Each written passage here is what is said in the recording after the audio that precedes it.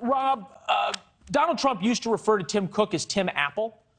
Is it too far now to refer to Tim Cook as Tim China? Look, I think, Leland, I'll start with what you mentioned. I think you quoted your mother in the opening, where actions speak louder than words. Talk is cheap, right? Tim Cook can talk a big game about privacy and the value of humanity and freedom in all the speeches he wants, but actions, in this case being a cog in the Chinese censorship machine and surveillance state, is worth about $2 trillion to Tim Cook and Apple, because that's what their market cap is. And a lot of their business is derived from manufacturing and supply chains that are in China. So I think could you call him Tim China?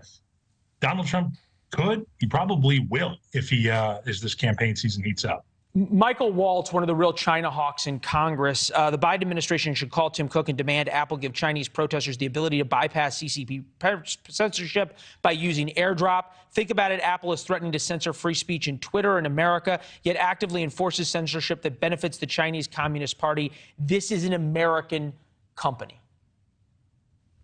Yeah, so let's take a look at this. The Chinese people, as you alluded to in your opening, they live in this basically what's been called an invisible cage, where everything they do, everything they say, everything they type, everywhere they go, and it's all monitored by this large CCP surveillance state.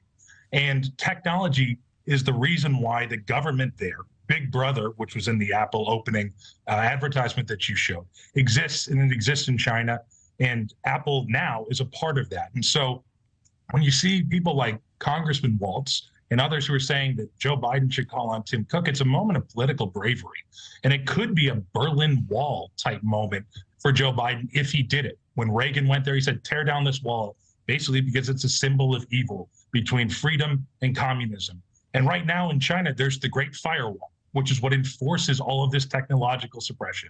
And Tim Cook is not the architect of it, but he is a brick mason in it. The data centers that he keeps in China are run by state-owned entities. They've abandoned encryption. If Tim Cook and Joe Biden got together and said, you know what, we're going to allow Airdrop and we're going to bring encryption back, it would send an astounding signal to China. But this goes to the point, right, that all of a sudden you have these CEOs who now have a de facto place in the discussion of American foreign policy. You think about the great robber barons, the original ones, J.P. Morgan, Vanderbilt, Rockefeller, Carnegie, the list goes on, Frick. They didn't have a foreign policy-esque power because they were American companies operating in America. Now you have American companies operating around the world. Elon Musk also now has foreign policy, huge foreign policy implications in what he decides. Why is the White House, you think, so reluctant to use the power of the American mind and corporations and products to leverage against our worst geopolitical adversary? So you alluded to this also again in your opening, which I thought was brilliant.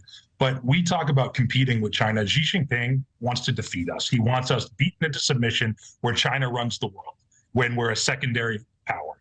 And so I think right now, if you look at the last few decades, so many powers and powerful American institutions have become complicit or accomplices or just way too into appeasing whatever it is that the CCP wants.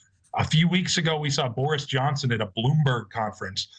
He's called China an authoritarian government, which they are. And Michael Bloomberg personally apologized. A few months ago, Jamie Dimon, the head of J.P. Morgan, who was one of the American business leaders that you alluded to, Jamie Dimon told a joke about the CCP, and it wasn't even really a joke. He said that he thought J.P. Morgan would outlast the CCP, and he was forced to apologize. And so the NBA, everybody else. There's the irony here, right, which we'll get into later in the week, that the Apple App Store is now considering banning Twitter because Twitter is allowing more free speech, but at the same time won't ban TikTok, which the Chinese use to spy on Americans. So the world we live in. Rob, great tweet. You're one of the few people talking about it. And it's brave because the Chinese tentacles are broad and reach deep. Thank you.